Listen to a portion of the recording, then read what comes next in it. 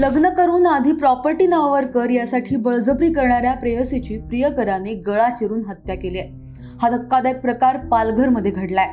पालघरमधल्या मोखाड्यात वैतरणा नदीपात्रात मागच्या आठवड्यात शीर नसलेलं एक महिलेचं धड आढळून आलं होतं। या प्रकरणात तपास करताना पालघर पोलिसांना एक धक्कादायक प्रकार समजलाय। सोलापूर मधल्या सुनील यादव याचं एका महिलेसोबत प्रेम प्रकरण सुरू होतं। ती त्याला वारंवार लग्न करून प्रॉपर्टी आपल्या नावावर करण्याची बळजबरी करत होती, म्हणून वैतागून तिची आरोपी सुनील यादवने आपला साथीदार महेश बडगुजर याच्या मदतीने निघरून हत्या करत मृतदेहाची ओळख पटू नये म्हणून तिचं मुंडकं शरीरापासून वेगळं करून वैतरणा नदीत फेकून दिलं।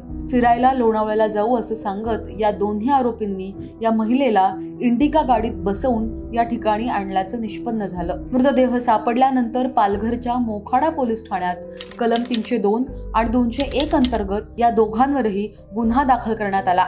त्यानंतर पोलीस तपास करत असताना हा सगळा धक्कादायक प्रकार उघडकीस आला असून आता दोन्ही आरोपींना जेरबंद करण्यात पालघर पोलिसांना यश आलंय।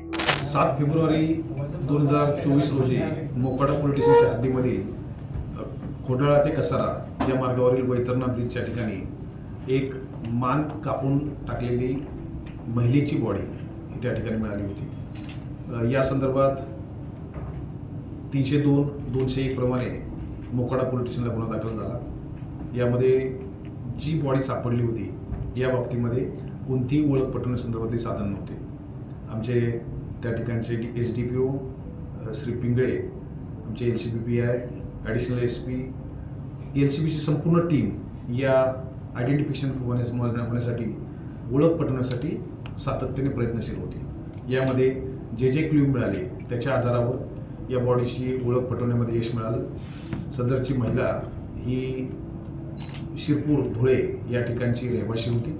तिच्या प्रेम संबंधातून तिने ज्याच्याबरोबर प्रेम होतं त्या व्यक्तीला लग्न कर आणि मला तुझ्या प्रॉपर्टीमध्ये हिस्सेदार कर यासाठी तगादा लावला होता आणि त्यामुळे या तिचे कटकट संपवण्यासाठी त्यांनी आणि एका ड्रायव्हरने या बाबतीतला प्लॅन केला आणि तिला मोखाड्याच्या हद्दीमध्ये एक सुनसान जागा आहे ज्या ठिकाणी जर बॉडी टाकली तर ते निष्पन्न होणार नाही या भावनेतून त्यांनी तो प्लॅन केला आणि त्या ठिकाणी येऊन तिचा गळा आवळला, त्यानंतर तिची मान कापली, तिचं डोकं गाडीमध्येच ठेवलं गेलं आणि धड हे पुलावरून खाली टाकलं गेलं आणि त्या ठिकाणाहून ते निघून गेले। याबाबतची आमचे LCBचे पथकर, त्यामध्ये सावंत देसाई PSI वानखेडे आणि LCBचे प्रभारी अधिकारी श्री अनिल विभूते हे सातत्याने त्यासाठी प्रयत्न करत होते। त्या सर्व प्रयत्नाला यश आलं आणि एका आरोपीला आम्ही सोलापूरहून ताब्यात घेतलं, दुसरा आरोपी शिरपूरहून ताब्यात घेतला गेला। त्यांनी गुन्ह्याची कबूल दिलेली आहे। पुढील तपास SDPO जवार श्री पिंगळे करत आहेत। सर, हत्या करण्याचं कारण काय?